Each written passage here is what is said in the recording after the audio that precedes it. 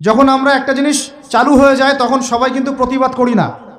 যখন চালু হয়ে যায় তারপরে ওরা যখন ইসলাম বিরোধী এজেন্ডা বাস্তবায়ন করে তখন আমাদের টনক নড়ে। এক্সাম্পল দিই একটা, তাহলে বুঝবেন। আজকে ট্রান্সজেন্ডার নিয়ে যারা পেট্রোনাইজ করতেছে, পিছন থেকে ফান্ডিং করতেছে, এটাকে প্রমোট করতেছে, অনলাইন অফলাইন যেখানে ঢুকবেন খালি এগুলোই দেখা যাচ্ছে, এর পিছনে একটা সুদী এনজিওদের হাত আছে। কাদের হাত আছে? তো এখন সারা দেশে যখন এরা কারবার শুরু করেছিল তখন আমরা কিন্তু সবাই মিলে এইভাবে প্রতিবাদ করি নাই। আজকে যখন তারা একটা জিনিসকে প্রতিষ্ঠা করার চেষ্টা করতেছে ওদের স্বার্থে, ইসলামের বিপক্ষে, এখন আমাদের অনেকের টনক নড়তেছে যে আরে এ কি হচ্ছে, আমাদের মুসলমানদের বাচ্চারা এগুলো কি শিখতেছে। সমস্যা হচ্ছে আমরা সমস্যা আসলে শুরুতে বোঝার মতো ওই নূর, বাসিরা, হিকমা আমাদের এখনো পয়দা হয়নি। যেমন শেষে গিয়ে একদম কুলে, কি বলে ওটাকে, মাঝপথে গিয়ে যখন দড়িয়ে যখন নৌকা ডোবা শুরু করে তখন আমাদের হুঁশ ফিরে, আরে কি হচ্ছে এগুলো। আল্লাহ পাক বিজয় দিবেন এটা বলে দিয়েছেন, কিন্তু বিজয়ের শর্ত দিয়েছেন। আল্লাহ পাক একটা সূরাতে বলছেন যে ওয়ালা তাহিনু বা'দা আউযু বিল্লাহি মিনাশ শাইতানির রাজিম। আমার গলার অবস্থা একটু খারাপ, এই জন্য কথা বলতে একটু কষ্ট হচ্ছে। শুনতে পাচ্ছেন আপনারা কি? ওয়ালা তাহিনু, তোমরা হীনবল হয়েও না। কাদেরকে বলছেন? আমাদেরকে বলছেন তোমরা হীনবল হয়েও না। হীনবল বুঝেন মানে দুর্বল হয়েও না। ওয়ালা তাহজানু, দুশ্চিন্তা করো না, টেনশন করো না, উদ্বিগ্ন হয়েও না। ওয়া আনতুমুল আ'লাউনা, তোমরাই বিজয়ী হবে। তোমরাই কি হবে? ইন কুনতুম মুমিনিন, যদি প্রকৃত মুমিন হও তবেই। বুঝতে পারলাম ভাই? আল্লাহ কে বলছেন? আমাদের সৃষ্টিকর্তা, আমাদের পালনকর্তা, আমাদের রিজিক দাতা, আমাদের বিধানদাতা, এই মহাবিশ্বের স্রষ্টা। পুরো মহাবিশ্ব আল্লাহ পাকের আইনে চলে, পৃথিবী বাদ দিয়ে। বলেন পৃথিবী বাদ দিয়ে কেমন করে? দুনিয়াতে মানুষ আল্লাহ পাকের বিধান মানে না, পুরো মহাবিশ্ব মানে। বুঝতে পারতেছি না? এই দুনিয়াতে এই পুরো মহাবিশ্বের কোটি কোটি গ্যালাক্সি, গ্রহ, নক্ষত্র, তারা, প্রত্যেকটা জায়গায়, মানে এমনকি একটা গাছের পাতাও আল্লাহ পাকের হুকুম ছাড়া, তাসবিহ ছাড়া চলে না। শুধু মানুষ হতভাগা একটা প্রাণী যে আল্লাহর জমিনে থেকে, আল্লাহর খেয়ে, আল্লাহর পরে, আল্লাহর বাতাস থেকে শ্বাস নিয়ে, আল্লাহর দেওয়া পানি পান করে, আল্লাহ পাকের দেওয়া অর্থ, সম্পদ, রিজিক, স্ত্রী, সন্তান সব ভোগ করে আল্লাহরই জমিনে আল্লাহ বিরোধী আইন চালু করে দিয়েছে। এই মানুষই একটা হতভাগা প্রাণী আছে। আর মন খারাপ করেন না, আমার কথা রাগ করেন না, এগুলো বাস্তব। আর আমার দিকে তেড়ে এসে কোনো লাভ নাই, কারণ এটা হচ্ছে অকাট্য সত্য কথা যে আমরা আল্লাহ পাকের জমিনে আল্লাহর খেলাফতের দায়িত্ব পালন করছি না। আমরা আল্লাহ পাকের জমিনে আল্লাহর নিয়ামতগুলো ভোগ করে আল্লাহ বিরোধী অপশক্তির স্বার্থ রক্ষা করছি। না হলে বাংলাদেশের মতো জায়গায় কেউ ট্রান্সজেন্ডার চালু করতে পারে? একটা 90% মুসলিমের দেশে কেউ সুদভিত্তিক ব্যাংকিং সিস্টেম চালু করতে পারে? মদের বার চালু করতে পারে? জেনার লাইসেন্স দিতে পারে? পতিতালয় লাইসেন্স প্রাপ্ত হয়? কখনো ওই যে যাত্রা পালা গান, ঢাকঢোল, ডুগি তবলা বাজতেছে, কেউ প্রতিবাদও করতে পারে না। করতে গেলে তাকে বলা হয় সে মৌলবাদী, সে সন্ত্রাসী, সে জঙ্গি, উগ্রবাদী। তো আমরা যদি আল্লাহ পাকের জমিনে আল্লাহর খেয়ে, আল্লাহর পরে, আল্লাহ পাকের সব নিয়ামত ভোগ করে এই যদি হয় আমাদের অবস্থা, তাহলে আমাকে আপনি বলেন যে আল্লাহ পাকের কি বয়ে গেছে যে আমাদের হাতে আল্লাহ পাক এই দুনিয়াতে বিজয় দিবেন? আর কোনো জাতি নাই? পুরো মহাবিশ্বে সবাই আল্লাহর হুকুম মেনে চলে। সূরা বনী ইসরাঈল পড়েন, এমন কোন সৃষ্টি নাই আল্লাহ পাকের যে আল্লাহর তাসবিহ পাঠ করে না। শুধু মানুষই হতভাগা একটা সৃষ্টি। আমরা, আল্লাহ মাফ করেন আমাদেরকে, নামাজও পড়ে না। কি করে না? পাঁচবার দিনে বলা হচ্ছে হাইয়া আলাস সালাহ, হাইয়া আলাল ফালাহ, সাফল্যের জন্য আসো, সালাতের জন্য আসো, কল্যাণের জন্য আসো। কানে ঢুকে না, যায় না নামাজ পড়তে। কোরআন, ওই যে বললাম, বাসায়, সবার বাসায় কোরআন আছে। এমন কোনো ব্যক্তি আছেন আপনারা যে আপনাদের বাসায় কোরআন নাই?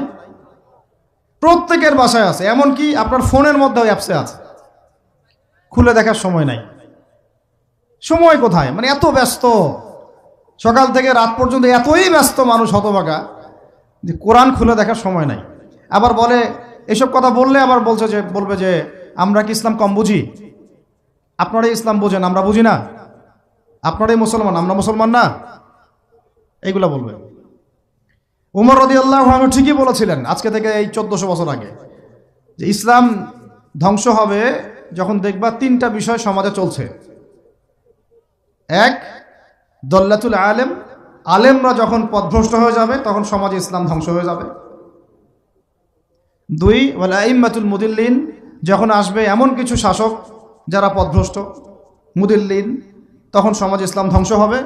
আর ওয়াল মুনাফিকিন ফি জিদারি কিতাবিল্লাহ, যে মুনাফিকরা যখন আল্লাহর কিতাব নিয়ে বাকবিতনটা করবে, মুনাফিকরাই বাকবিতনটা করবে যে আমরাই বেশি বুঝি ইসলাম, তোমরা বুঝো না। আর বাংলাদেশে টকশোয় সংস্কৃতি চালু না হলে আমরা এটা বুঝতে পারতাম না যে আসলে হাদিসটা সত্য। মাথার উপরতে যায় কথা কিছু না, পরে লেকচার রিপিট শুনে নিন।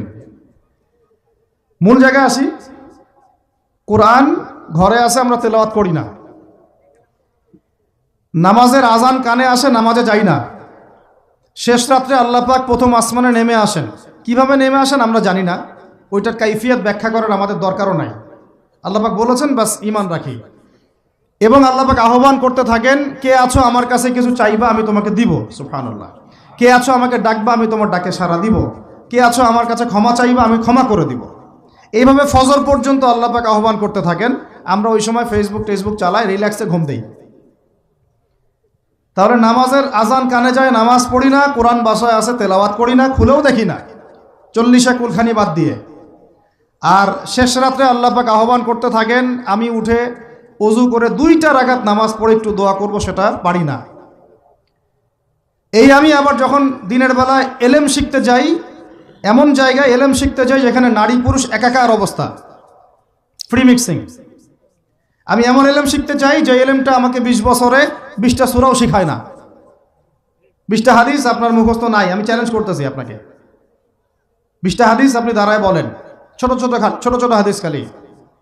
যেমন আমিরুল মুমিনিন উমর ইবনুল খাত্তাব রাদিয়াল্লাহু আনহু قال قال رسول الله صلى الله عليه وسلم انما الاعمال بالنيات وانما لكل امرئ ما نوى فمن كانت هجرته الى الله ورسوله فهجرته الى الله ورسوله ومن كانت هجرته الى الدنيا يصيبها او امرأة يتزوجها فهجرته الى ما هاجر ইলাইহি। এরকম ছোট্ট আপনি আমাকে 20টা হাদিস শুনান, যারা 20 বছর পড়াশোনা করেছেন জেনারেল লাইনে, দাঁড়ান দেখি কার সাহস আছে।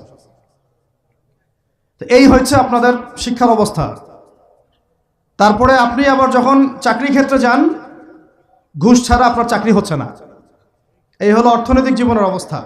আবার চাকরি, ব্যবসা, বাণিজ্য যাই করছেন, এর মধ্যে ম্যান্ডেটরি মাস্ট বি সুদ আছে। কি আছে? এই মাপে কম দেওয়া তো আছেই, অন্যের সম্পদ আত্মসাৎ তো আছেই, পণ্যে ভেজাল দেওয়া তো আছেই, তারপরে সিন্ডিকেট তো আছেই, যেটার দাম এখন এই রজবের, আজকে কয় তারিখ? রজবের 14-15 হবে না? তো এই রজবের 14-15-তে যে পণ্যের দাম 200 টাকা, 1.5 মাস পরেই সেই পণ্যের দাম হবে 400 টাকা। এই হলো অর্থনৈতিক জীবনের অবস্থা। আর সুদের সাথে সম্পৃক্ত না হলেও তো আমাদের ঘুম হচ্ছে না। বাংলাদেশের 64,000 গ্রাম বাংলা বলি না আমরা, 64,000 গ্রাম বাংলায় একাধিক সুদী এনজিও আছে, সবাই সুদী কারবার করতেছে। আমাদের মা বোনরা ওখানে সমিতিতে নাম লেখাচ্ছে, আমরাও নাম লিখাইছি অনেকে। কিস্তি শোধ করতে হচ্ছে, জমি বন্ধক রাখো, বাছুর বন্ধক রাখো, গরু বন্ধক রাখো। শেষমেশ ধনীরা ধনী হচ্ছে, গরিবরা গরিব হচ্ছে। কারণ আল্লাহ পাক এই কিতাবের মধ্যেই বলেছেন, সূরা বাকারার শেষের দিকে আছে যে ইয়া আইয়ুহাল্লাযীনা আমানু, হে মুমিনগণ, ইত্তাকুল্লাহ, আল্লাহকে ভয় করো, ওয়া যারু মা বাকিয়া মিনার রিবা, সুদ ছেড়ে দাও, ইন কুনতুম মুমিনিন, যদি মুমিন হয়ে থাকো, ওয়া ইন লাম তাফআলু, সুদ যদি না ছাড়ো, ফাআযানু বিহারবিন মিনাল্লাহি ওয়া রাসূলিহি, আল্লাহ এবং তার রাসূলের সাথে যুদ্ধের ঘোষণা শুনে রাখো। আয়াত বুঝলেন? আয়াতটা কি বুঝলেন? আল্লাহ পাক বলছেন, যারা সুদ খায় বা সুদ না ছাড়ে, এরা আল্লাহ এবং তার রাসূল মুহাম্মদ সাল্লাল্লাহু আলাইহি ওয়াসাল্লামের বিরুদ্ধে অস্ত্র নিয়ে দাঁড়ায় আছে। তো আপনার আমার কল্যাণ হবে না ভাই দুনিয়ায়? পরকালে কল্যাণ হবে না? আমরা হাউজে কাউসারের পানি তো পাবো ইনশাআল্লাহ, আমরা কবরের উত্তর তো দিতে পারবো ইনশাআল্লাহ। আমাদের জন্য নবী সাল্লাল্লাহু আলাইহি ওয়াসাল্লাম সুপারিশ তো করবেন ইনশাআল্লাহ, সুপারিশ তো নবীজি করবেন, এটা ঠিক আছে, এটা তো ঠিক আছে। কিন্তু কোরআনে যে আল্লাহ পাক বললেন যে সুদ যদি তোমরা না ছাড়ো তাহলে জেনে রেখো তোমরা আল্লাহ এবং তার রাসূলের বিরুদ্ধে যুদ্ধ করতেছো। তো এখন এইটা আমরা কিভাবে আল্লাহ পাককে বুঝ দিব? দুনিয়াতে না বুঝ দিলাম, দুনিয়াতে হয়তো কারো ক্ষমতা আছে, জবানটা বন্ধ করে দিল, এই কথা বলতে পারবেন না, চুপ একদম, সম্ভব কি না? দুনিয়াতে হয়তো সুদের মহাজন যারা একত্রিত হয়ে দেখা গেল যে একে তো সরাইতে হবে রাস্তা থেকে, এ তো মারাত্মক কথা বলতেছে, না হয় দিল, হতেও তো পারে, ইতিহাসে হয় নাই এমন। তারপরে কারো হয়তো দুনিয়াবি স্বার্থ আছে, বুঝাচ্ছে আমার বউ আছে, বাচ্চা আছে, চাকরি বাকরি কেমনে ছাড়ি ইত্যাদি। তো সব না হয় বুঝলাম, আল্লাহ পাকের সামনে আপনি এখন কি বুঝটা দিবেন? রাসূলের সামনে দাঁড়ায় কি বুঝটা দিবেন? দিতে হবে কি না জবাবটা? আজ হোক আর কাল হোক দিতে হবে কি না? পরকালে যেতে হবে তো নাকি? তো তাই যদি হয়, এটা যদি আমাদের ফাইনাল ডেস্টিনেশন হয়, চূড়ান্ত গন্তব্য হয়, তাহলে কোন ব্যক্তি বুদ্ধিমান, যে দুনিয়াতে সংশোধিত হয় সে, নাকি পরকালে যে ব্যক্তি অপেক্ষায় বসে থাকে সে? এখন এই সংশোধনের দিকে যদি আমরা দাওয়াত দিই, আমরা কি মৌলবাদী হয়ে যাব? সমাজের শত্রু হয়ে যাব? দেশ ও জাতির শত্রু হয়ে যাব? সুদী কারবার ছাড়া অর্থনৈতিক বিষয় কি চালানো সম্ভব না? হ্যাঁ, যখন এই সুদী ব্যাংকিং সিস্টেম ওয়ার্ল্ড ব্যাংকেরটা তো 1995-এর দিকে আসছে, তারও আগে ছিল ওই যে ব্রিটেনের দি ব্যাংক অফ ব্রিটেন, যেটা প্রথমে ছিল, প্রথমের দিকে আর কি। ও সারা বিশ্বকে শাসন করতে এক সময়, তার আগে করেছে জার্মানি, তারপরেও আসছে ও, এই পশ্চিমাদের দৌরত্ব ফরাসি বিপ্লবের পরে। তো ওয়ার্ল্ড ব্যাংক আসছে 1995-এর দিকে, 45-এর পরে। এর আগে মুসলমানরা বিশ্ব শাসন করে নাই, চার খলিফা করেন নাই, উমাইয়ারা, আব্বাসীয়রা, ফাতেমেরা, মোগলরা, তুর্কিরা, ওসমানীয়রা, তারা কি বিশ্ব শাসন করে নাই? তো তখন কি সুদ দিয়ে পুরো বিশ্বের অর্থনীতি পরিচালিত হয়েছে? বিকল্প কোনো ব্যবস্থা কি কোরআন এবং হাদিসে নাই? তো যদি সেটা থাকে, আর আমরা যদি এটাকে পাশ কাটায় যাই, গিয়ে পশ্চিমাদের এই অর্থনীতি যদি আমরা গ্রহণ করি, সেভাবে জীবনযাপন করতে থাকি, তো আল্লাহর সামনে কি ভাই আমাদেরকে দাঁড়াতে হবে না? আল্লাহ পাক আমাদের সবাইকে যেন কথাগুলো মন দিয়ে বোঝার তৌফিক দান করেন। এখন যদি পুরো সিস্টেমটা আমরা চেঞ্জ করতে না পারি, ওই ক্ষমতা আমাদের নাই মনে করেন, দেন ব্যক্তি জীবন থেকে সুদ দূর করা যাবে না? আমাকে কি রাষ্ট্র প্রশাসন একদম সুদ না খাইলে অ্যারেস্ট করে নিয়ে যাবে? আমি যদি বলি আমি সুদ খাবো না, সুদভিত্তিক ব্যাংকিং সিস্টেমে আমি ডিলিংস করব না, অ্যাকাউন্ট থাকতে পারে আপনার, কিন্তু আপনি ডিলিংস করতেছেন না, ঠিক আছে? সুদের টাকা যদি আসেও ওটা আপনি ছেড়ে দিচ্ছেন, নিচ্ছেন না, এবং সুদী এনজিও কারবার এগুলোর সাথে আপনি যুক্ত হচ্ছেন না, তো আপনাকে কি অ্যারেস্ট করে নিয়ে যাওয়া হবে জেলখানায়? কেন খাচ্ছিস না বলেন, নিয়ে যাওয়া হবে? এখনো ওই রকম দুঃসাহস দেখানোর মতো লোক বাংলাদেশে আসে নাই যে আপনি সুদ না খাইলে আপনাকে জোর করে ধরে নিয়ে যাবে। আছে এরকম কেউ? কখনো করবে না তারা এই কাজটা ইনশাআল্লাহ। আর যদি করে তাহলে তো আল্লাহর গজব নেমে আসবে। তো এখন তাহলে সুদ খাচ্ছে কে? আপনি আমি নিজেই। কে খাচ্ছে তাহলে? আমরা নিজেরাই খাচ্ছি। হয় আমি খাচ্ছি, না হলে আপনি খাচ্ছেন, না হলে আপনার স্ত্রী খাচ্ছে, না হলে আপনার বাবা খাচ্ছে। অতএব সুদের মধ্য দিয়ে আমরা আল্লাহ এবং তার রাসূলের সাথে সরাসরি যুদ্ধ করতেছি। বদরের যুদ্ধে কি আবু জাহেলরা পরাজিত হয় নাই?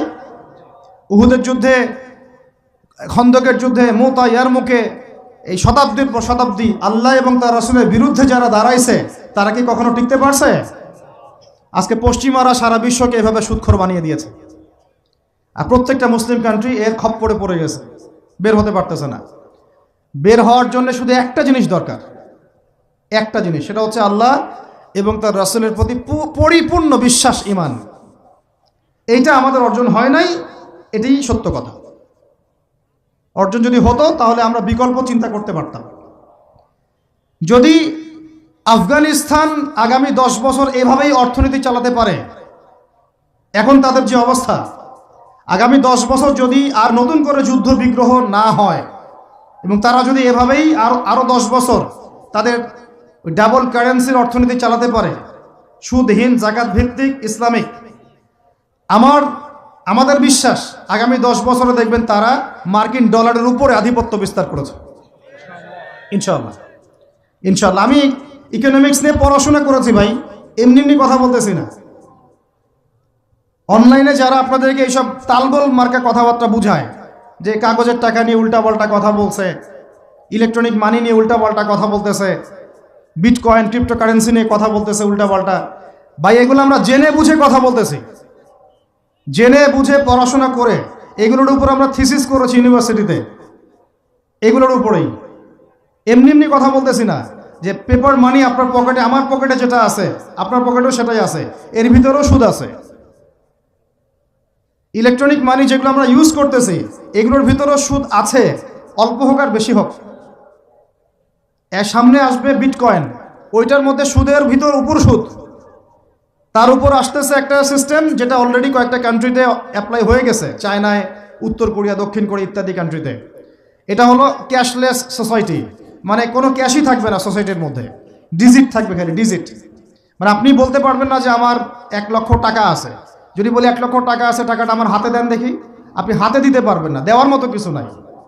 ওইটা আপনার ডিজিটে থাকবে, নাম্বারে, ফিগারে, 1 লাখ এটা ফিগার।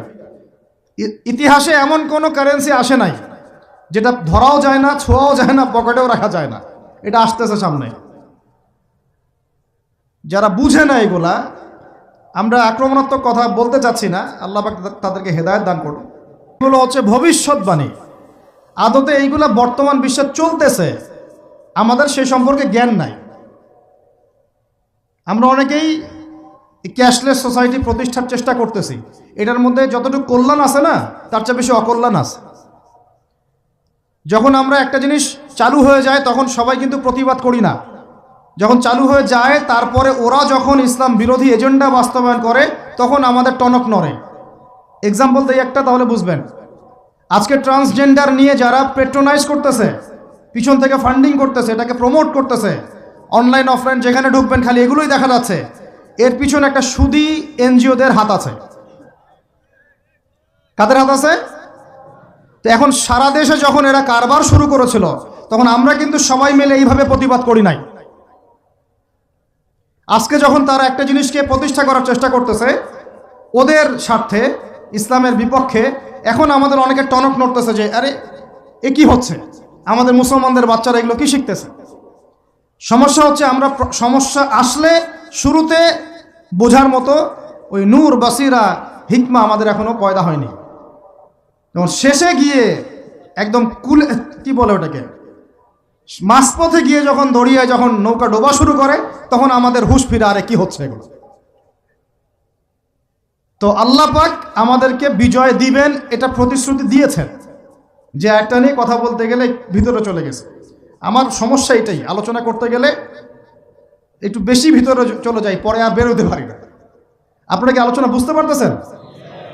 আল্লাহ পাক আমাদেরকে প্রতিশ্রুতি দিয়েছেন যে তোমরা দুশ্চিন্তাগ্রস্ত হয়েও না, তোমরা টেনশন করো না, ভয় পেও না, হীনবল হয়েও না, আনতুমুল আ'লাউনা, তোমরাই বিজয়ী হবে এই দুনিয়াতে এবং আখিরাতে, তোমরাই বিজয়ী হবে, ইন কুনতুম মুমিনিন, যদি প্রকৃতপক্ষে মুমিন হয়ে থাকো।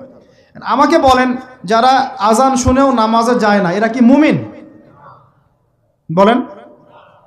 আপনি মনে করছেন আমি জুমার নামাজ তো পড়ি, ঈদের নামাজ তো পড়ি। এমনও হতভাগা মানুষ আছে পৃথিবীতে যাদের নামাজ, প্রথমবার তারা নামাজ পড়ে জানাজার নামাজ, আছে না ভাই? আল্লাহ পাক আমাদের সবাইকে 5 ওয়াক্ত নামাজি হওয়ার তৌফিক দান করেন, এবং কাজা নামাজ অনেকের আছে, আল্লাহ পাক সেগুলো আদায় করার তৌফিক দান করেন। আপনারা যখন হজ উমরা সফরে যাবেন বেশি বেশি সেখানে নামাজ পড়বেন, কারণ ওখানে 1 রাকাত নামাজ হারাম শরীফে পড়লে 1 লক্ষ রাকাতের নেকি হয়, আর মদিনা মুনাওয়ারায় পড়লে, মানে হারামে পড়লে 1000 নেকি হয়। আর এই দুইটা আমরা খুব ভালো জানি, মিম্বরে আলোচনা হয় খুব, মাশাআল্লাহ, তাই না? তো নসিহত হচ্ছে ওখানে গিয়ে আমরা বেশি বেশি নামাজ পড়বো, নফল নামাজ, ঠিক আছে? কাজা নামাজগুলো হিসেব করে আদায় করার চেষ্টা করবো ইনশাআল্লাহ। তবে হাদিসে আরেকটা জায়গা আছে, ওইটা আমরা ভুলে গেছি। আরও একটা মসজিদ আমাদের আছে ভাই, যেখানে 2 রাকাত নামাজ পড়লে জীবনের সব গুনাহ মাফ হয়ে যায়। ওইটা আমাদের পাঠ্যপুস্তকে নাই, আমাদের চেতনায় নাই, আলোচনায় নাই। মিম্বরে নাই, খুতবায় নাই, সেই মসজিদ কোথায়? ওই মসজিদ কি আমাদের না ইহুদিদের? কি মনে হয় আপনাদের? ওই আল আকসা কি আমাদের না ওদের? ওইখানে 2 রাকাত নামাজ পড়লে, সফর করে 2 রাকাত নামাজ পড়লে জীবনের সব গুনাহ মাফ হয়ে যাবে।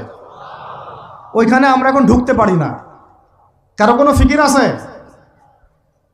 ইয়াংদেরকে বলতেছি ভাই, লেকচারগুলো আমাদের বেশিরভাগই ইয়াংদের জন্য। যে এই যে সেলফি, এই শোডাউন, একজন বক্তাকে আপনি দেখতে চান, ইসলামী সেলিব্রিটিজম, এগুলো যে চালু করেছি আমরা, এইগুলো দিয়ে দিন আল্লাহর জমিনে কায়েম হবে না। এগুলো ভালোবাসা মহব্বতের নিদর্শন না। সত্যি সত্যি যদি আমাদেরকে আপনারা মহব্বত করে থাকেন, এমনভাবে নিজেকে গড়েন যাতে বাইতুল মুকাদ্দাস জয় করতে পারেন। ওই দিন বুঝবো যে আপনারা আমাদেরকে মহব্বত করেন, আমাদের কথা শুনেন, মানেন, বুঝেন। এমন একটা জামা আমাদেরকে করতে হবে যার একজন নেতা থাকবে, একটা নেতা, একদম সামি'না ওয়া আতা'না, শুনলাম মানলাম এমন নেতা। এত ইখতিলাফ, এত বিভক্তি চলবে না। মানে বিভক্তি, ইখতিলাফ থাকতে পারে মাসলা মাসাইলের ব্যাপারে, ফিকহি ব্যাপারে, কিন্তু এই এত দলীয় বিভক্তি থাকা যাবে না। এক টেবিলে আলেমদেরকে বসতেই হবে।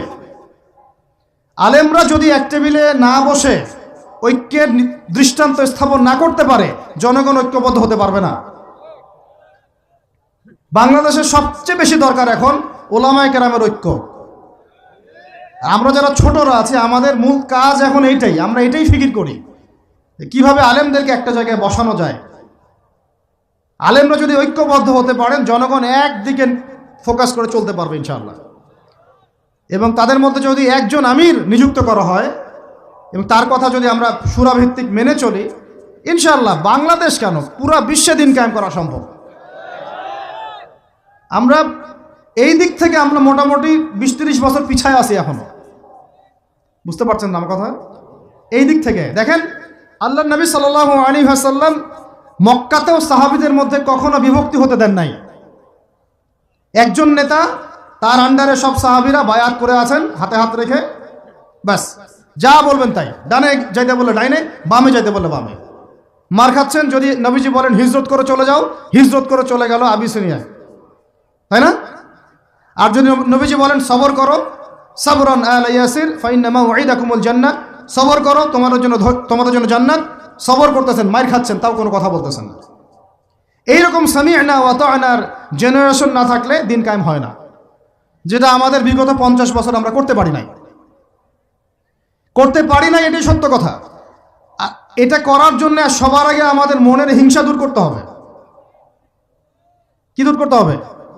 মনের হিংসা দূর করতে হবে, মনের অহংকার দূর করতে হবে, নিজেকে ছোট মনে করা শিখতে হবে। আমি ছোট মানুষ, বড়রা যে দায়িত্ব দিবেন সেটা পালন করব। আলেম ওলামার সহবতে থাকব, তাদের পরামর্শ চলব, আমাকে যেভাবে গাইড করেন সেভাবে চলব, যখন যে দায়িত্ব আসবে সেটা পালন করব। চিন্তা এরকম না থাকলে আপনি চলতে পারবেন না, বিদ্রোহী হয়ে যাবেন তখন। বেয়াদবি, এই যে প্রথম একটা কথা বলছি, বেয়াদবি। আমরা অনেকেই বড় বড় বরেণ্য আলেমদের সাথে বেয়াদবি করছি, তাদের মানিজ্য হানি করছি। অনলাইনে লাইভে চলে আসলাম, একটা কথা বলে দিলাম, একটা পোস্ট দিয়ে দিলাম, ভাবছি আমি ইসলামের বড় উপকার করে ফেললাম। আদতে আমি বিশৃঙ্খল একটা অবস্থা ছিল, আরও বিশৃঙ্খলতা বাড়ালাম। আমি কাছাকাছি তো আনতেই পারলাম না। কিছু মানুষের কাজ দেখলে মনে হচ্ছে যে তাদের একটাই কাজ। কি একটাই কাজ? অনলাইনে একটা একটা করে আলেম, একটা একটা করে বক্তা, একটা একটা করে দায়ীর নাম ধরে ধরে সমালোচনা করা। এটা করে আপনি দিনের কি উপকারটা করতেছেন? এই কাজগুলো করে আপনি দিনের কোন জায়গায় খেদমতটা করতেছেন বলেন? এতে করে মানুষের দিন সম্পর্কে, সেই আলেম সম্পর্কে, সেই বক্তা সম্পর্কে, সেই ওস্তাদ সম্পর্কে, সেই ইসলামী দল সম্পর্কে কি ভালো ধারণা সৃষ্টি হচ্ছে না খারাপ? আমরা যদি প্রশ্ন করি যে আপনি নিজের চেহারাটা একটু আয়নায় দেখেন না, আপনার ভিতরে কি কোনো দোষ নাই? আপনি কি এই উম্মার নেতৃত্ব দেওয়ার যোগ্যতা অর্জন করেছেন? কতগুলো কিতাব পড়েছেন? কি ডিগ্রি অর্জন করেছেন? কতটুকু সার্টিফিকেট অর্জন করেছেন? কতটুকু তাজকিয়া অর্জন করেছেন? কতটুকু আপনি নূর অর্জন করতে পারলেন? কতটুকু বাসিরা আছে আপনার? কয়টা মসজিদ করেছেন? কয়টা মাদ্রাসা করেছেন? কয়টা ইসলামিক সংগঠন করলেন? কয়টা কিতাব লিখলেন, কয়টা লেকচার দিলেন, আপনি নিজে কি করলেন দিনের জন্য? এই চিন্তাটা করা দরকার নাই যে আমি নিজে কি করলাম দিনের জন্য, ও কি করলো, ওর কি খেদমত, ওর কি দোষ, ওর কি ত্রুটি, এইগুলোর চর্চা আমরা ব্যস্ত হয়ে আছি এখন। এই একটা কারণে আমাদের ওলামায়ে কেরামদের মধ্যে ঐক্য হচ্ছে না দুর্ভাগ্যজনকভাবে। কারণ আমরা একটা শ্রেণী আলেমদের ইজ্জত ধোয়ার পিছনে লেগে গেছি আর কি। একজন আলেম না এটা ভুল করছে ভাই, আলেম মানুষ তো, কেন বেয়াদবি করতে হবে আপনাকে? কেন আপনাকে একটা সেশন করতে হবে? কেন একটা এটা করতে হবে, সেটা করতে হবে? চুপ করে থাকেন আপনি। পারলে তার সাথে আপনি পার্সোনালি দেখা করেন, তার কাছে যান, তার কথার পিছনের কারণটা খুঁজে বের করার চেষ্টা করেন। ইসলামের খেদমত এগুলো হচ্ছে না, তো ওইদিকে যেতে যাচ্ছি না। একটা রিকোয়েস্ট করবো আপনাদেরকে যে আমরা সবাই একটা দায়িত্ব কাঁধে নেই, যে এই উম্মতকে বিজয়ী করার জন্য আমারও কিছু দায়িত্ব আছে। আপনার দায়িত্ব নেই ভাই? আপনি আয়নার সামনে আজকে রাত্রে দাঁড়ায় অনেস্টলি সততার সাথে দাঁড়াবেন, দাঁড়ায় আপনার চেহারা আয়নায় দেখবেন, দেখে চিন্তা করবেন যে আসলে আমি আজ পর্যন্ত এই উম্মাকে কি দিয়েছি। বলেন তো কি বললাম ভাই? আয়নার সামনে দাঁড়ায় কি বলবেন? আমি আদনান, আমি আব্দুর রহমান, আমি আব্দুর রহিম, আমি অমুক, আমি তমুক, আমি ইসলামকে, উম্মাকে, আল্লাহকে, রাসূলকে কি দিয়েছি এই পর্যন্ত। যদি আপনার মনের মধ্যে সততা থাকে, জবাব ওই আয়নার তসবির আপনাকে দিয়ে দিবে। একটা উর্দু শের আছে যে চেহারে তো আকসর ধোকা দেতি হ্যায়, সচ তো আইনা বলতি হ্যায়। মানে চেহারা তো বেশিরভাগ সময় ধোকা দেয় মানুষকে, সত্য কথা বলে আয়নার প্রতিবিম্ব। তো আল্লাহর ওয়াস্তে নিজের আত্মসমালোচনা করি, আমরা উম্মাকে কি দিলাম এটার ফিকির করি। এখন যদি উত্তর আসে যে আমি অনেক দিয়েছি উম্মাকে, আমি একদম কামেল হয়ে গেছি, তাহলে বুঝবেন আপনার মধ্যে ইবলিসের চরিত্র আসছে। ইবলিসই বলতে পারে যে আমি সবার চেয়ে শ্রেষ্ঠ। ওই যে বলে নাই, আনা খায়রুম মিনহু, আমি আদমের চেয়ে শ্রেষ্ঠ। খলাকতানি মিন নার, আমাকে আগুন দিয়ে সৃষ্টি করেছেন। খলাকতাহু মিন তিন, তাকে মাটি দিয়ে সৃষ্টি করেছেন। এই কেবার যদি চলে আসে, বুঝবেন আপনি ধ্বংস হয়ে গেছে। ফেরাউন বলেছিল আনা রব্বুকুমুল আ'লা, আমি তোমাদের মহান রব। নাউযুবিল্লাহ।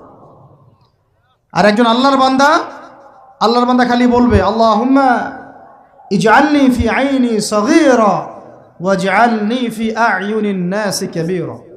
আল্লাহ তুমি আমাকে নিজের চোখে ছোট বানায় দাও, আর অন্য মানুষের চোখে আমাকে বড় বানায় দাও। আমিন। তো আত্মসমালোচনা করতে হবে কিনা ভাই? এখন যদি আমার উত্তর আসে যে না, আমি তো আসলে ভাই কিছু করতে পারি নাই, এই টুকটাক কিছু লেকচার দিয়েছি, এতটুকুই, এখনো আমি উম্মাকে ঐক্যবদ্ধ করতে পারি নাই, উলামায়ে কেরামকে এক জায়গায় আনতে পারি নাই, আমি এখনো কোনো ইসলামিক বড় কোনো অ্যাসোসিয়েশন ফর্ম করতে পারলাম না, এখন পর্যন্ত আমি 100টা কিতাব লিখতে পারি নাই, এখনো আমি ইফতা দেওয়ার মতো বা মুফতি হওয়ার মতো যোগ্যতা অর্জন করিনি, এখনো আমার কোরআনের কত জ্ঞান শেখা বাকি, কত আলেমের সোহবতের থেকে নূর নেওয়া বাকি, এখনো কত দূর যাওয়া বাকি। এই চিন্তাগুলো যদি মনের মধ্যে আসে, তখন দেখবেন রাতে আপনার ঘুম হারাম হয়ে গেছে। তখন আপনার প্রচেষ্টা চলবে ইনশাল্লাহ কিভাবে এগুলো আপনি অর্জন করতে পারবেন। ওই গুটি কয়েক মানুষকে দিয়ে দিন কায়েম হবে ইনশাল্লাহ। আমার কথায় রাগ করলেন নাকি? একটু মন খারাপ করলে আল্লাহ পাক ওই ওসিলায় যদি আপনাকে আবার দিনের দিকে নিয়ে আসেন, আমার লেকচার ওয়াজ করা সার্থক। একটু আঘাত পাইলে আমি খুশি হব। সরকার, প্রশাসন, আম জনগণ, আমাদের মা বোন, আপনারা, আমাদের পরের প্রজন্ম, কেউই আমাদের শত্রু না। আমাদের শত্রু? বরং আমার বা আমাদের চেয়ে ভালো কোনো বন্ধুই নেই আপনাদের। আমার বা আমাদের চেয়ে ভালো কোনো বন্ধু নাই আপনাদের। যারা আছে এদের ব্যাপারে একটা স্টেটমেন্ট বলে দিই আমি, যে তুঝ জৈসা দোস্ত তো দুশ্মন কি কোই জরুরত নেই। ওইরকম বন্ধু যদি থাকে তাহলে দুশ্মনের কোনো দরকার হবে না। এই বিশ্বে যারা পশ্চিমাদেরকে বন্ধু বানাইছে ওদের কোনো দুশ্মনের দরকার নাই।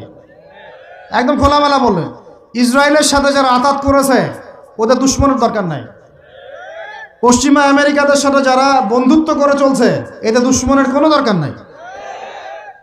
দেখে নিয়েন, এদের চরিত্র হচ্ছে এরা একটা মুখ নিয়ে আপনার সামনে আসবে, ওদের একটা স্বার্থ পিছনে থাকবে, ওই স্বার্থ উদ্ধার করার জন্য বন্ধুর বেশে আপনার সামনে আসবে। এরপর স্বার্থ উদ্ধার করা শেষ, আপনার গর্দান নামাই দিবে। তারপরে বিশ্বাস করতেছেন না? আমরা ওদেরকে চিনি, কারণ আমরা আল্লাহর কিতাব পড়ি রে ভাই। আল্লাহ পাক এই কিতাবের সূরা মাইদার 51 নম্বর আয়াতে বলেছেন, ইয়া আইয়ুহাল্লাযীনা আমানু, হে মুমিনগণ, লা তাত্তাখিযুল ইয়াহুদা ওয়ান নাসারা আউলিয়া, তোমরা এই ইহুদিদেরকে আর নাসারা খ্রিস্টানদেরকে বন্ধুরূপে গ্রহণ করো না। কে বলেছেন ভাই? আমার কিছু বলার আছে এখানে? কোন ইহুদি কোন খ্রিস্টানকে? আল্লাহ পাক কি সবার কথা বলছেন? উত্তর না, ওদের মধ্যেও কিছু কিছু ভালো মানুষ আছে, সত্য এটা। কিছু কিছু ভালো মানুষ আছে। কারা তাহলে? কাদেরকে নিষেধ করলেন আল্লাহ পাক? আল্লাহ পাক বলছেন বা'দুহুম আউলিয়া ও বা'দ, ওদের মধ্যে কিছু আছে যারা একে অপরের বন্ধু। একে অপরের, বলেন তো ইসরায়েল আর আমেরিকা কি একে অপরের বন্ধু না বন্ধু না? এদেরকে বন্ধুরূপে গ্রহণ করতে আল্লাহ নিষেধ করেছেন। এই আয়াতটা এখন ওই মধ্যপ্রাচ্যের এই হাবিবিদেরকে কে বুঝাবে? কে বুঝাবে? এই জর্ডানের রাজাকে কে বুঝাবে? আমাদের সৌদের কিংকে কে বুঝাবে? লেবাননকে কে বুঝাবে? এই যে গলফ কান্ট্রিদেরকে কে বুঝাবে যে আল্লাহ পাক বলেছেন ইহুদি এবং খ্রিস্টানদের মধ্যে যারা একে অপরের বন্ধু, এদেরকে আমরা বলি জায়নিস্ট। কি বলি? জায়নিস্ট, মানে জায়নবাদী। এরা জায়নিস্ট মুভমেন্ট চালু করেছে সারা ওয়ার্ল্ডে। এদের উদ্দেশ্য হচ্ছে হোলি ল্যান্ডটা দখল করা, মানে ওই নীলনদ থেকে ইউফ্রেটিস পর্যন্ত দখল করে ওইখানে দাজ্জালের শাসন কায়েম করা, এটা ওদের লক্ষ্য। এই একটা লক্ষ্যে ওরা আগাচ্ছে। এদেরকে আল্লাহ পাক বন্ধুরূপে গ্রহণ করতে নিষেধ করেছেন। এই আয়াতটা আপনি ওদেরকে কিভাবে বুঝাবেন? আল্লাহ পাক আরো বলছেন ওয়ামাই ইয়াতাওয়াল্লাহুম মিনকুম, আয়াত কিন্তু শেষ হয়নি এখনো। আল্লাহ পাক বলছেন ওয়ামাই ইয়াতাওয়াল্লাহুম মিনকুম, তোমাদের মধ্যে হে মুমিনরা কেউ যদি ওদের দিকে মুখ ফিরাও, মানে ওদেরকে অ্যালায়েন্স রূপে গ্রহণ করো, ফাইন্নাহু মিনহুম, তুমি তখন তাদের অন্তর্ভুক্ত হয়ে যাবে। নাউযুবিল্লাহ। তার মানে কি তারা কাফের হয়ে যাবে? আমরা কি তাহলে এদের সবাইকে কাফের বলছি, তাকফির করছি? উত্তর না। যারা বলে আমরা এদেরকে তাকফির করেছি, এরা ডাহা মিথ্যাবাদী। এরা হচ্ছে ডাহা মিথ্যাবাদী। আমরা এ ধরনের মধ্যপ্রাচ্যের শাসকদেরকে তাকফির করি নাই, আগেও করিনি, এখনো করি না, ভবিষ্যতেও ইনশাল্লাহ করব না। আল্লাহ পাক কি বলছেন তাহলে? আল্লাহ পাক আয়াতের শেষে উত্তর দিচ্ছেন ওয়ামাই ইয়াতাওয়াল্লাহুম মিনকুম ফাইন্নাহু মিনহুম, তোমাদের মধ্যে কেউ যদি ইহুদি নাসারাদের সাথে, জায়নিস্টদের সাথে জোট গঠন করো, ওদেরকে বন্ধুরূপে গ্রহণ করো, তাহলে তোমরা তাদের অন্তর্ভুক্ত হয়ে যাবে, আমাদের কেউ থাকবে না। এর মানে তারা কি হবে? ইন্নাল্লাহা লা ইয়াহদিল কওমাজ জালিমিন, আল্লাহ পাক এই জালেমদেরকে হেদায়েত দেন না। তার মানে তারা হবে জালেম। কি হবে? আল্লাহ পাক শব্দ ইউজ করেছেন কি? জালেম। অতএব যদি কেউ জায়নিস্টদেরকে মিত্ররূপে, বন্ধুরূপে গ্রহণ করে, সে ব্যক্তি হোক, সমাজ হোক, সরকার হোক, রাষ্ট্র হোক, সে জালেম হয়ে যাবে। কি হবে ভাই? সে কি কাফের হবে? উত্তর না। কাফের হবে, কি হয়ে যাবে? জালেম। ইন্নাল্লাহা লা ইয়াহদিল কওমাজ জালিমিন, আল্লাহ পাক জালেমদেরকে হেদায়েত দেন না। এই জন্যই তো মদের বার ওপেন করতেছেন, এখন কনসার্ট করতেছেন, হ্যালোইন করতেছেন, এইটা করতেছেন, ওইটা করতেছেন। কেন? আল্লাহ পাক নারাজ হয়েছেন। আল্লাহ পাক কি হয়েছেন? নারাজ হয়েছেন আল্লাহ পাক। এখান থেকে ফিরে না আসলে আল্লাহ পাক ধরবেন। তো এখান থেকে আপনি বুঝতে পারছেন যে পুরো বৈশ্বিক প্রেক্ষাপটে আমাদের অবস্থাটা কি। আরো একটা আয়াত আছে, ওটা সূরা বাকারায়, এটা আরো মারাত্মক। এটা আল্লাহ পাক তার নবীকে বলছেন যে ওয়ালান তারদা, ভালো করে শোনেন যুবকরা, আল্লাহ পাক বলছেন ওয়ালান তারদা। আপনারা হয়তো অনেকে গ্রামার জানেন না, যারা মাদ্রাসা ব্যাকগ্রাউন্ডে তারা জানেন, বুঝবেন। এখানে এমন একটা কথা বলা হচ্ছে যে কখনোই কখনোই তারা সন্তুষ্ট হবে না।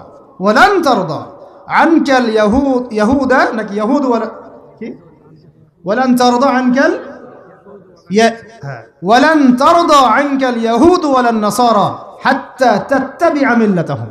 কি কঠিন কথা, কি স্পষ্ট কথা। আমরা কি আল্লাহ পাককে তাফসির শিখাইতে যাব?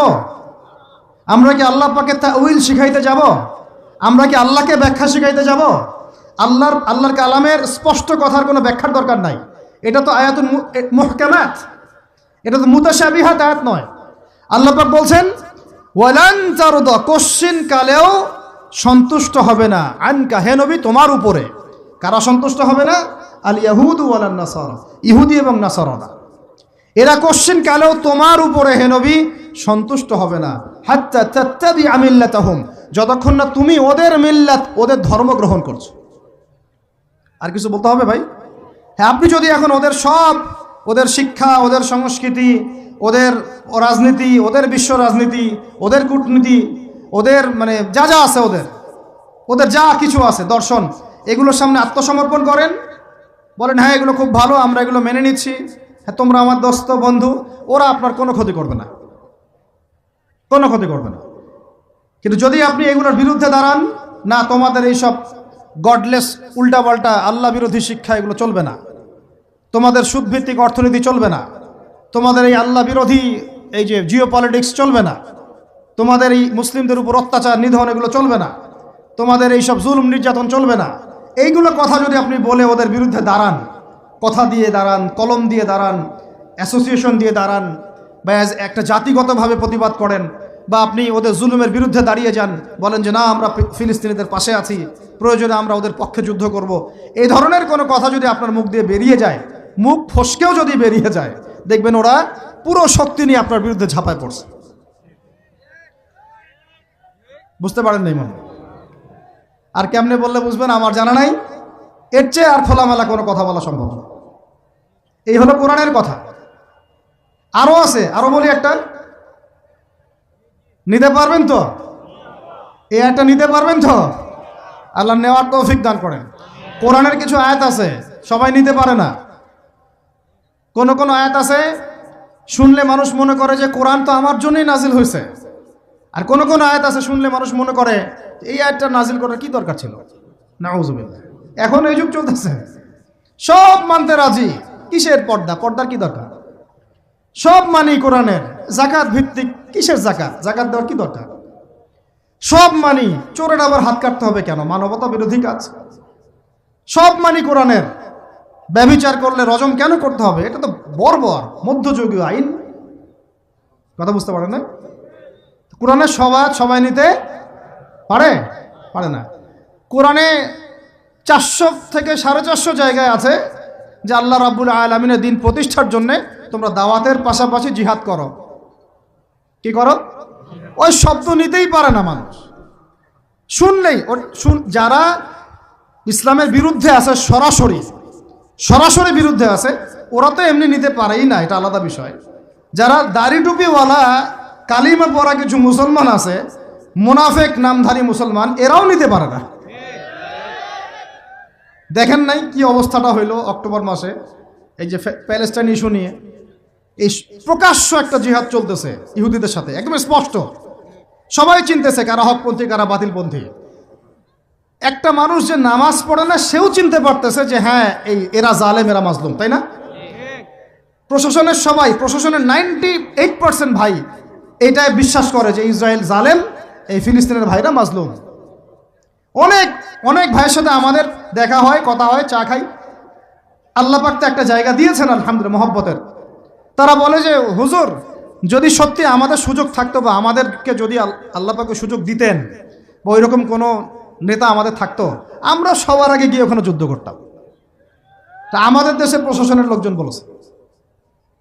কথা বুঝতে পারতেছেন?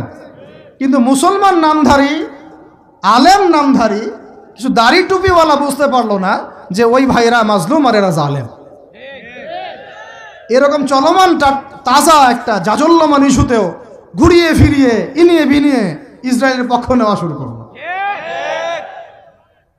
এটা নিয়ে বলতে বলতে আমি ক্লান্ত হয়ে গেছি, আর আমি এগুলো বলতেও চাই না, আমার লজ্জা লাগে। এদের বিরুদ্ধে দু একটা কথা বলতে আমার এনার্জি লস হয় এবং লজ্জাও লাগে। নির্লজ্জ শ্রেণী, নির্লজ্জ। দেখেন সিরাজউদ্দৌলার নাম শুনেছেন? বেচারা পরাজিত হয়েছিল। বেচারা কি হয়েছে?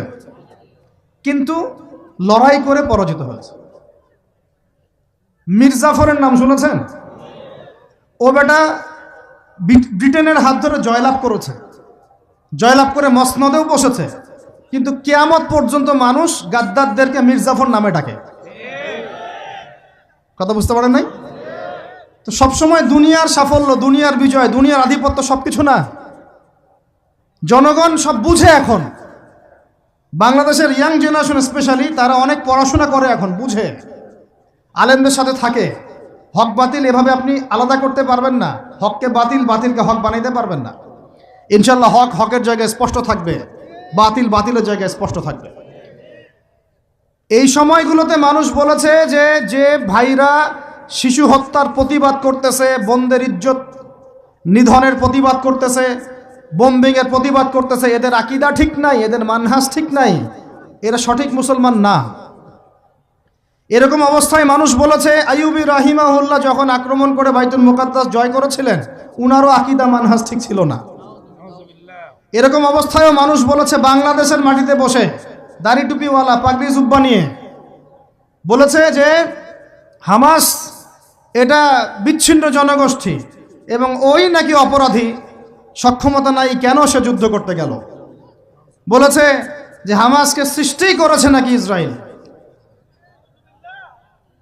তো এই হলো অবস্থা। না এদের আকীদার কোনো সঠিক জ্ঞান আছে, না সত্যিকারের মানহাজের সঠিক জ্ঞান আছে, আর না ইতিহাসের কোনো সঠিক জ্ঞান আছে। হামাস সৃষ্টি হয়েছে 1994 সালের দিকে। কত সাল বলেন? 1989 থেকে 92 সালের মধ্যে একটা চুক্তি হয়েছিল। আমি তো বলি আমার সামনে বসান, আর বসতে চাইলে অনলাইনে বাহাসের কথা বলে, তো অনলাইনে না, যদি পান আপনারা ধরে নিয়ে আমাদের মাদ্রাসায় নিয়ে আসবে। ধরে কি করবেন? আমাদের মাদ্রাসার সামনে বসায় দিবেন। অনলাইনে কোনো বাহাস হয় না, অফলাইনে হবে সামনাসামনি। কিতাব যত কিতাব আছে নিয়ে আসুক, সমস্যা নাই, কিন্তু অনলাইনে না, হবে কোথায়? অফলাইনের সামনাসামনি টেবিল থাকবে, দুই দিকে দুজন বসবে। প্রয়োজনে প্রশাসন থাকবে, প্রয়োজনে আমাদের আরো বড় বড় ওলামায়ে কেরামরা থাকবেন, তারা এখানে এটাকে জাজ করবেন। এই যে কথাটা বললো হামাসকে সৃষ্টি করেছে কি ইসরায়েল। আমি শুধু অর্থনীতি নিয়ে পড়ি নাই, আমরা 6টা সাবজেক্ট নিয়ে পড়ছিলাম ইউনিভার্সিটিতে। আমাদের ফ্যাকাল্টির মধ্যে 6টা সাবজেক্ট মেইন ছিল, মেজর। একটা হলো ফিলোসফি, একটা হলো ইংরেজি, একটা অর্থনীতি, একটা এই গ্লোবাল অ্যাফেয়ার্স মানে জিও পলিটিক্স, যেটাকে আমরা জিও পলিটিক্স বলি, আর একটা হচ্ছে হিস্ট্রি, আর একটা হচ্ছে পশ্চিমা দর্শন। যে পশ্চিমা দর্শনের এতগুলো কথা আমরা বলি, এমনি এমনি বলি না, আমরা জানি ওদের দর্শনের মধ্যে কোথায় কুফর আছে, কোথায় শিরক আছে। এখন ইতিহাস আপনাকে ছোট্ট করে বলতেছি। 1989 সালে একটা চুক্তি হয়েছে ফিলিস্তিনের সাথে। এই চুক্তিটার নাম 89 থেকে 92 এর মধ্যে, এই চুক্তিটার নাম হচ্ছে অসলো শান্তি চুক্তি। বলেন কি বললাম? এই চুক্তিটা সাধারণ ফিলিস্তিনি যারা তাদের ভূমি ফেরত চায়, যারা ইসরায়েলের পতন চায়, যারা এই জুলুমের বিরুদ্ধে দাঁড়িয়ে আছে, ওরা মেনে নেয় নাই। তো যারা মেনে নেয় নাই, পরবর্তীতে তারা এই হামাস নামক সংগঠনটা তৈরি করেছে। এটা সশস্ত্র অবস্থান। ওদের দুইটা অংশ আছে, একটা আল কাসাম ব্রিগেড, আর একটা হচ্ছে দাওয়ার জন্য। কিছু মানুষ দাওয়াতের মেহনতে থাকে, কিছু মানুষ সশস্ত্র যুদ্ধ করে। এটা উড়ে এসে জুড়ে বসে নাই। এরা বিগত প্রায় 75 বছর থেকে ধাক্কা সহ্য করতে করতে করতে করতে আজকে বাধ্য হয়ে জায়গা আসছে। একটা কিতাব বাজারে আসবে ইনশাল্লাহ, আপনারা দোয়া করেন যেন কিতাবটাকে মানে সবচেয়ে সেরাভাবে যেন আল্লাহ পাক আনার তৌফিক দান করেন। এর নাম হচ্ছে হুরমাতুল আকসা। কি নাম? আল্লাহ পাক যেন তৌফিক দান করেন, আমিন। একদম বিগত 5000 বছরের ইতিহাস আপনাকে দিয়ে দিব ইনশাল্লাহ। কত বছর? 5000 বছর পুরাতন ঘটনা আল আকসা। কত বছর ভাই? 5000 বছর। ওইটা ইব্রাহিম আলাইহিস সালামের হিজরতের জায়গা। ওখান থেকে ইয়াকুব আলাইহিস সালামের ছেলেরা মিশরে আসছে। ওইখান থেকে মুসা আলাইহিস সালামের যুগে তারা আবার গিয়েছে আল আকসা দখল করতে। ওইখানে আমালেকা সম্প্রদায়ের সাথে জিহাদ হয়েছে। তালুতের বাহিনীর মধ্যে দাউদ ছিলেন, তিনি জালুতকে পরাজিত করে ওইখানে ইসলামী খেলাফত কায়েম করেছিলেন 40 বছর। তারপরে আসছে সুলাইমান আলাইহিস সালামের 40 বছর। তারপরে ওদেরকে নেবুজাত নেজার বের করে দিয়েছে। তারপরে ঈসা আলাইহিস সালাম আসছেন, ঈসা আলাইহিস সালামকে তারা মানে নাই। আল্লাহ পাক আবার নির্যাতন মানে শাস্তি দিয়েছেন টাইটাসের হাতে, রোমান সেনাপতি টাইটাসের হাতে। তারপরে এরা মদিনায় গিয়ে আকরাগারে, বনু কুরাইজা, বনু কাইনুকা, বনু নাজিরে, খায়বারে, এদেরকে আল্লাহ নবী যুদ্ধ করে বের করে দেন। পরে এই 1250 বছর ইসলামী খেলাফতে ওরা জীবনেও বাইতুল মুকাদ্দাসে ঢুকতে পারে নাই। এই 1914 সালে এসে ঢুকছে। কত সালে? 5000 বছরের ইতিহাস তো ভাই আমি 5 মিনিটে বলতে পারবো না। সংক্ষিপ্ত করে বুঝালাম যে 1250 বছর তারা বাইতুল মুকাদ্দাসের আশপাশেও ঘেঁষতে পারে নাই। এই ব্রিটিশদের সহযোগিতা নিয়ে ঢুকেছে 1914 থেকে 18-র মধ্যে, প্রথম বিশ্বযুদ্ধ চলাকালীন, যখন ওসমানীয়রা ব্রিটিশদের বিরুদ্ধে ছিল। উসমানীয়দেরকে পরাজিত করে ওরা এই জায়গাটা দখল করেছে। করার পরে ওই জায়গায় কিন্তু দেখেন, জায়গা দখল করে ব্রিটেন ওখানে থাকে নাই, ওই ইহুদিদেরকে জায়গা দিয়ে দিয়েছে। রহস্যজনক না? এত লিবারেট করলো, করে নিজে থাকে নাই, ইহুদিদেরকে থাকতে দিল। এই যে বলেছি বা'দুহুম আউলিয়া বা'দ, এরা একে অপরের বন্ধু, এরা একে অপরের কি বন্ধু। যে বন্ধুত্ব দেখলেন, প্রথম বন্ধুত্ব, জায়গা দিয়ে দিল। তারপরে 1914 থেকে 45 সাল পর্যন্ত ব্রিটিশরা এদেরকে পেলে পুষে বড় করলো, অর্থ দিয়ে, সামরিক যান দিয়ে, মিলিটারি সহযোগিতা দিয়ে, ব্যাংকিং সিস্টেম দিয়ে, যা পারছে সব দিয়ে দিয়েছে, যা পারছে সব দিয়েছে। দেওয়ার পরে ওকে বড় করেছে। তারপরে দ্বিতীয় বিশ্বযুদ্ধ হলো, ওই সময় রুলিং স্টেট চেঞ্জ হয়ে গেল, ব্রিটেনের জায়গায় চলে আসলো আমেরিকা। এবার আমেরিকা এসে ব্রিটেন তাদেরকে যে সহযোগিতাটা করত তার চেয়ে 1000 গুণ বেশি সহযোগিতা করা শুরু করল। করতে করতে ওকে সাধারণ সামরিক অবস্থা থেকে নিউক্লিয়ার মিসাইল সম্পন্ন কান্ট্রিতে পরিণত করলো। এখন ওর কাছে নিউক্লিয়ার অস্ত্র আছে, ও সারা বিশ্বে ভেটো দেয়। ইরানের কাছে কয়টা অস্ত্র আছে, তাই না? ইরান পারমাণবিক কর্মকাণ্ড চালাচ্ছে নাকি, ওই দেশ করছে নাকি, সেই দেশ করছে নাকি, ও কিন্তু জীবনে বলে না যে তার কাছে কয়টা পারমাণবিক অস্ত্র আছে, বলে? কখনো বলছে? আর এই কোরআন আল্লাহর কিতাবই আমাদেরকে বলেছেন, আল্লাহর কিতাবে আল্লাহ পাকই আমাদেরকে বলেছেন যে ওয়াইদু লাকুম মাস্তাতা'তুম মিন কুওয়া, তোমরা শক্তি অর্জন করো। কি অর্জন করো? তোমরা, মুসলমানদেরকে আল্লাহ বলেছেন তোমরা শক্তি অর্জন করো। শক্তি অর্জন করলে কি হবে? তুরহিবুনা বিহি আদুওয়াল্লাহি ওয়া আদুওয়াকুম, তোমরা আল্লাহর দুশমন এবং তোমাদের দুশমনদেরকে ভয় দেখাতে পারবা। এই যুগে পারমাণবিক অস্ত্র ছাড়া কোনো রাষ্ট্রকে কেউ ভয় করে না। ভয় করে? ওই আয়াতের উপরে আমল মুসলমানরা আমরা করতে পারি নাই, আমল করেছে ইসরায়েল। বুঝাতে পারলাম না, বুঝাতে পারি নাই মনে হয়। এই আয়াতের উপরে আমরা আমল করতে পারিনি এখনো, আমল করেছে কারা?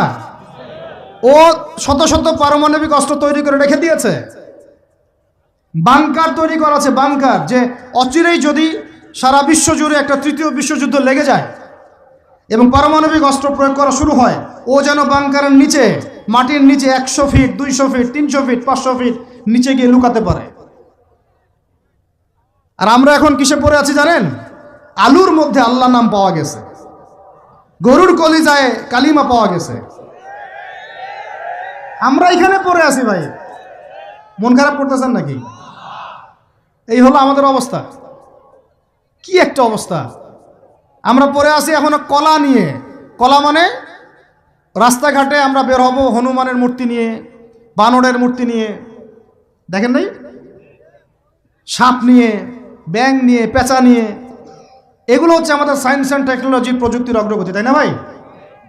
আজ পর্যন্ত আমরা কয়টা অ্যাপস তৈরি করতে পারলাম, কয়টা সফটওয়্যার তৈরি করতে পারলাম, কয়টা মিসাইল তৈরি করতে পারলাম। আমাদের আকাশ, এই পুরো আকাশ, আমার কথা রাগ করে না, আমি কারো দুশ্মন না, জাস্ট আমি আমার জায়গা থেকে অ্যাজ এ নাগরিক কথা বলছি। আমাদের দেশের আকাশ সুরক্ষিত না, সুরক্ষিত না, 100% সুরক্ষিত না। আপনাদের খবরই নাই। আর ইসরায়েলের আকাশ, আপনি মারবেন কোনো মিসাইল, ওর আয়রন ডোম রেডি করে রাখছে, আকাশেই আপনার মিসাইল ধ্বংস করে রেখে দিবে। যে কাজগুলো আমাদের করা দরকার, আল্লাহ পাক আমাদেরকে করতে বলছেন এই কিতাবের মধ্যে, যে তোমরা ওয়াইদু লাকুম মাস্তাতা'তুম মিন কুওয়া, সাধ্যমতো শক্তি অর্জন করো তোমরা। কাদেরকে বলছেন? আমাদের হিন্দু ভাইদেরকে, ইহুদিদেরকে, খ্রিস্টানদেরকে, বৌদ্ধদেরকে। কিন্তু পুরো বিশ্বের হিন্দু ভাইরা, বৌদ্ধরা, ভাই বলছি আমি, আদম সন্তান তো তারা নাকি, ওই সেন্সে বলছি আর কি। হিন্দু সম্প্রদায়, বৌদ্ধ সম্প্রদায়, চাইনিজদের বৌদ্ধ সম্প্রদায়, রাশিয়ান, আমেরিকান, ন্যাটোদের এই খ্রিস্টান সম্প্রদায়, ইহুদি সম্প্রদায়, ওরা সবাই এই আয়াতের উপর আমল করে দেখিয়ে দিয়েছে। আর আমরা বললাম পড়ে আছে কিসে ভাই?